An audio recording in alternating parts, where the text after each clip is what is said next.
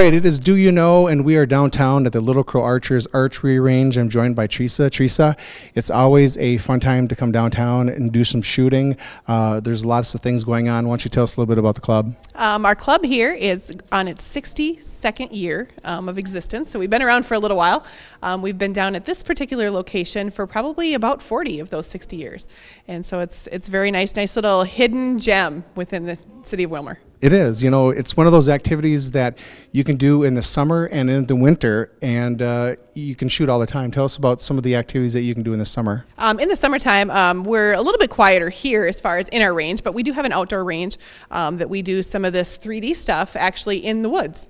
So that's kind of a nice little feature for the summertime. And in the wintertime, we do things like this just to kind of break that little cabin fever. And we do some shooting with the targets here, and then we also just do some shooting with like your paper targets as well. Very good. And it's a event and an activity and part of the club where there's a lot of people, a lot of different age ranges that can be part of the club. Absolutely. It's kind of from the 8 to 80, you know, as long as you're able to hold the bow and shoot and, you know, get it down range. It's for everybody. Right. It's a fun activity. So what I'm going to do now is I'm going to take on your daughter, Amber. Yes. We're going to shoot at 3 targets. We're going to shoot at the deer. We're going to shoot at the wild boar, and we're going to shoot at the bear. I've been practicing a little bit. I got my shooting clothes on this time. Last time I had something that wasn't comfortable enough, and I'm feeling confident. So right now, it's myself against Amber in a shoot-off.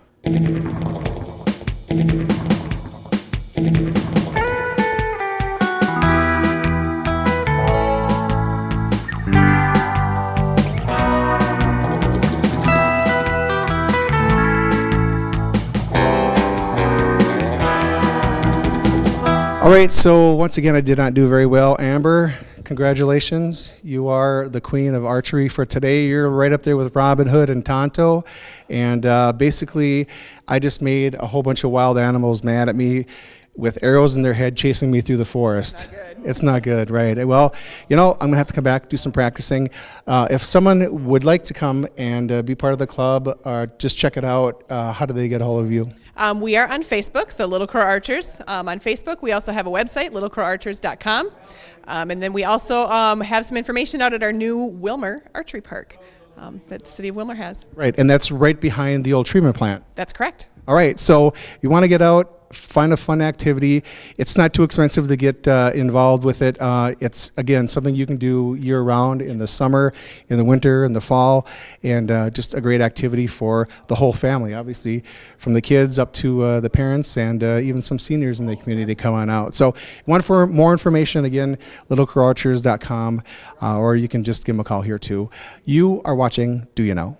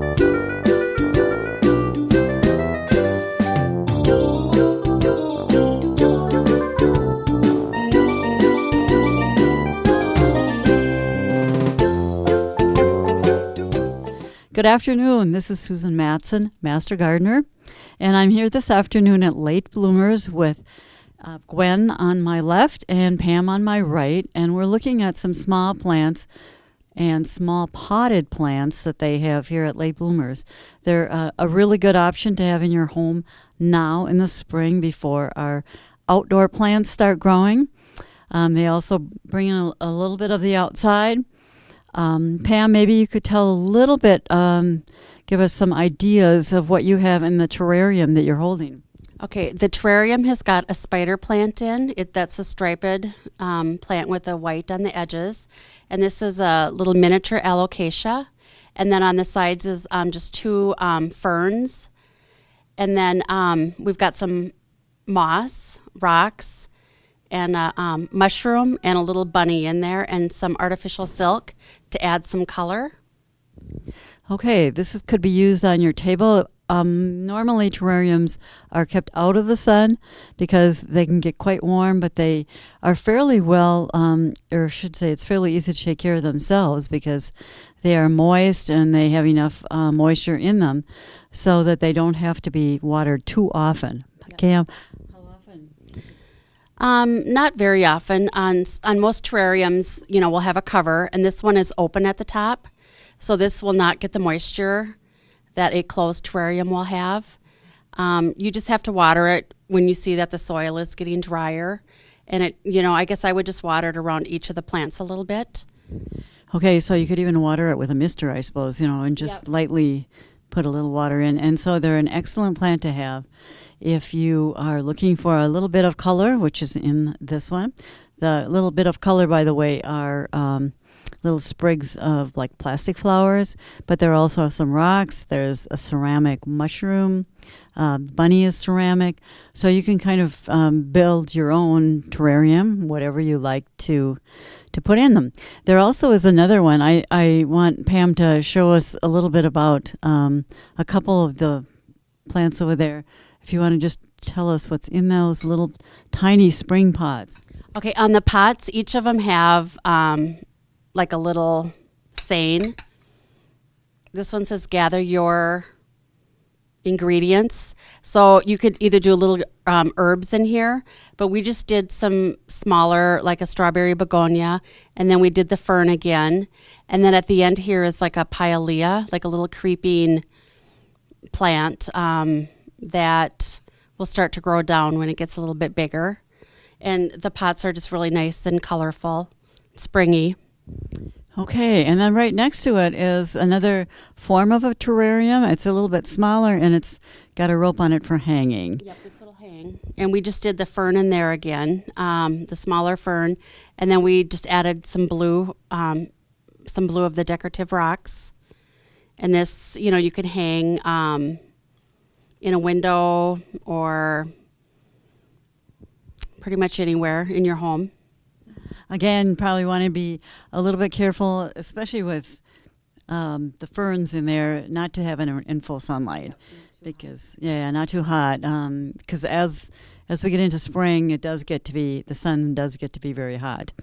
So over on this side of the table, in front of Gwen, we have a large pot with some larger plants. And Gwen, maybe you could tell us a little bit about what kinds of plants you have in the pot.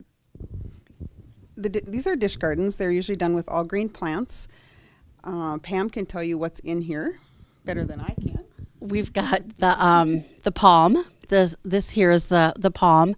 This is a button fern. They're really, the ferns are really fun in the spring. They're fun and just plentiful. We get a lot of the ferns.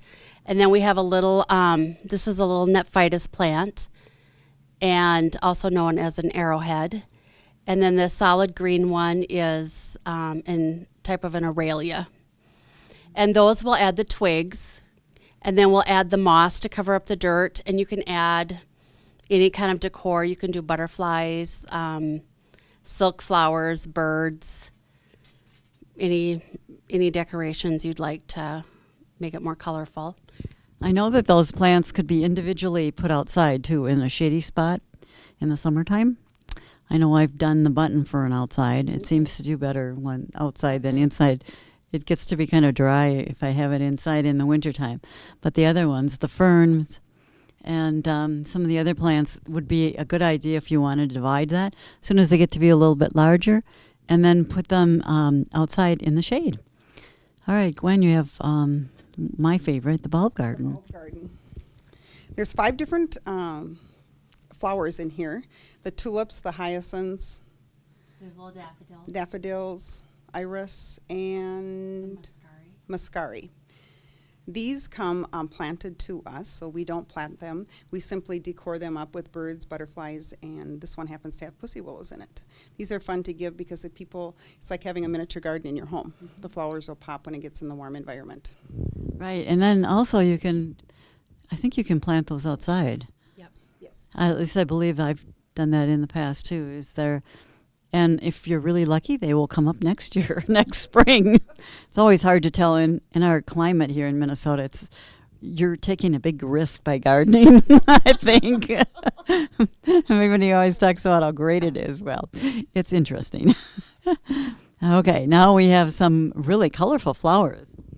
This is a European dish garden. European dish gardens generally have something blooming in them, as this one does. We put our own European dish gardens together with decor, usually 3 or 4 green plants, 1 blooming, and then whatever decor the customer would wish to have. Okay, so just looking at it, what makes it a European dish garden? Is with the blooming plant. Oh. Yep, anything with a blooming plant they consider like a European dish garden because it has the flowers in it. Okay, and then it looks like it has Spanish moss or something covering the dirt. It's got Spanish moss covering the dirt. And a lot of times they will leave the blooming plant not potted, so it's easy for the customer to take out when it's done blooming. Okay. And not all of the blooming plants, they probably need a little more water than some of the green plants that are it's potted with. So we like to keep that separate. And it's got a really unique pot also, some kind of woven, bird nest almost that looks like. Yes, so if you're looking for a little bit more color in your spring planting for your homes, this would be an option, the European garden. And lastly, way over in the corner, we have A fun log planter. a log planter. Yep. And it's kind of the log planter is made out of like a stone, almost like a resin. And again, it's got the ferns. And honestly, I do not know what this is. It's a little pink flower. But it's just kind of fun, It kind of looks like what you'd find out in the woods growing maybe, out of a log, some with the ferns and a little bit of color.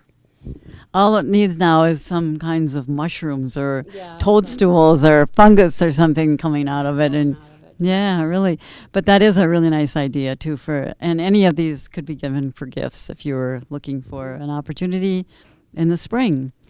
So again, when spring comes to Minnesota, we'll be looking forward next month especially to getting out into the nurseries a little bit and looking at some of our gardening plants. So on behalf of Do You Know, good afternoon. Hi, Jody Wambeck with the Wilmer Early Childhood Family Programs and Wilmer Early Childhood Initiative.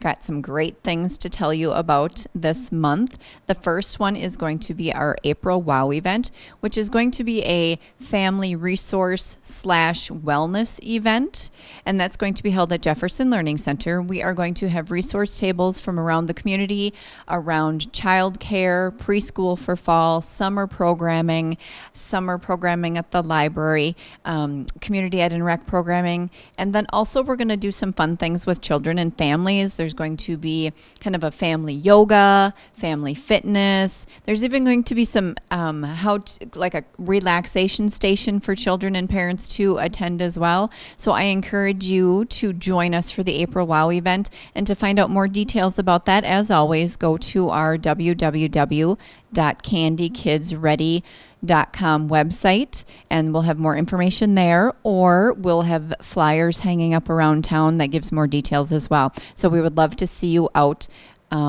that night at Jefferson. The other thing that I actually need some help with is we are doing a community needs survey around early care and education.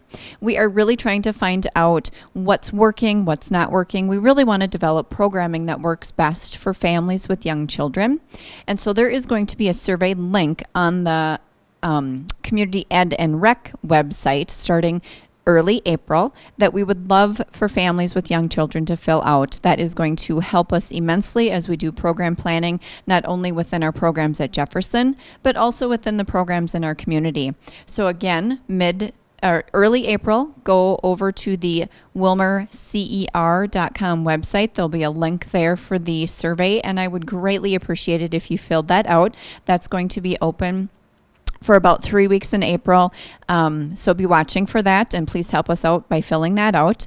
And then the third thing is our Wilmer Community Ed and Rec brochure will be coming out in April, and there are some great new classes coming for our ECFE program. We have some fun shorter classes, 2-3-week classes or one-time classes if you want to check out ECFE, see what it's all about. So be looking for those. We have some fun stuff that Megan will be doing with our families. And that also something new with Community Ed and Rec. We are offering something called You Got Class. And these are online classes that are taken kind of on your own time. Multiple classes, business related, web-based service related. There's some stuff in there for parents as well. So be looking for that in the brochure as well, because there's some great new things that we'll be offering there also. So you are watching Do You Know?